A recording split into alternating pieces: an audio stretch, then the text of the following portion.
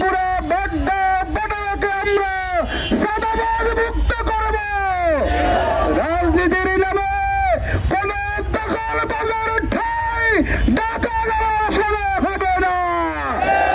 সারা দেশে দাঁড়িপাল্লার পক্ষে যে গণজোয়ার তৈরি হয়েছে, আমরা আশা করি ইনশাআল্লাহ জনগণের ম্যান্ডেট দিয়ে আগামী দিনে ঢাকা আসলে দাঁড়িপাল্লা পতাকে বিজয় হবে ইনশাআল্লাহ।